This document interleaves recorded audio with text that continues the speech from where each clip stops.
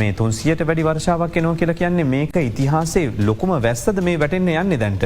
මේ ගැන සමාජ මාධ්‍ය තියෙනවා 85න් පස්සේ 87න් පස්සේ 70 දශකයෙන් පස්සේ වැඩිම වර්ෂාව කියනවා. මේක හරියට පැහැදිලි කරගත්තොත් අපි. ඔව් ඇත්තෙන්ම මෙහෙමයි. දැන් මේක ලොකුම වර්ෂාපතනය කියන තැනට ගන්න බෑ. මොකද හේතුව මීට කලින් මට මතක ඇති චතුර දෙනියායේ හරි නෙළු දෙනියායේ 700 ගණක් වැහලා තිබ්බා. ෆ්ලෑෂ් දෙකක් ආවනේ එකපාරට 2003.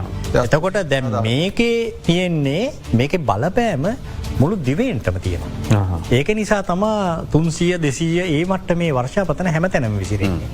ඒක මොකටද ඒකට හේතුව මේ අඩු පීඩන කලාපේ පීඩන නැත්තම් පීඩන අවපාතය දැන් තියෙන්නේ ඇත්තටම ලංකාවට ආසන්නේ.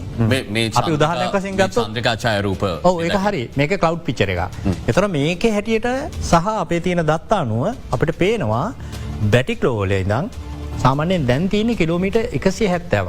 210ක විතර 210ක් තමයි උදේ තිබ්බේ.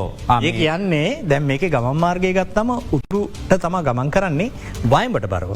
වයඹට බර කියන්නේ ලංකාව පැත්තට එන්නේ. ඔව්. එතකොට දැන් ඒක පෙන්නනවා දුර 170ක් කියලා කිලෝමීටර්. ඒ කියන්නේ ලං වෙමින් පවතිනවා. ඔව් ඒ කියන්නේ තව වෙමින් පවතිනවා. මම මේ බය කරන්න කියනවා නෑ බය වෙන්න එපා. නෑ අපි තත්ත්ව දැනගමු. එතකොට චතුරට මතක ඇති මීට කලින් අපි බුර විසුලු කුණාටුව පුරවිකේ දවසේ අපි කතා කරා මෙතන ඇවිල්ලා. එතනදී අපිට තිබ්බේ ට්‍රින්කොයි මුලතිව් අතරින් එක පාට එක නයිට් එකකින් ගියා. ඒක හින්දා ඒකේ ඩැමේජස් අඩු වුණා. හැබැයි උතුරු පැත්තට වගාහානි ඒ වගේ දේවල් වුණා. නමුත් මෙයා පටන් ගන්නෙ බැටික්ලෝ පැත්තේ දා.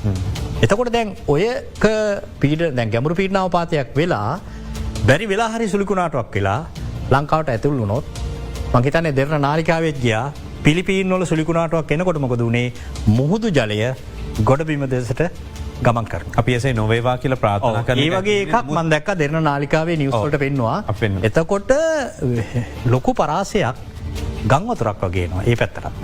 අන්න ඒ වගේ සංසිද්ධි වෙන්න පුළුවන්. හැබැයි සුළුකුණාටුවක් වුණොත්. නමුත් ගැඹුරු පීඩන අවපාතයක් නම් අනිවාර්යෙන් වෙයි. හැබැයි එහෙම වෙනකොට රට තුළ තියෙන සුළගේ වේගේ වැඩිය. එක දැනට පැයට කිලෝමීට 60-70 වගේ ඉහළ යනවා කියලා අපි පැහැදිලිව කියලා තියෙනවා.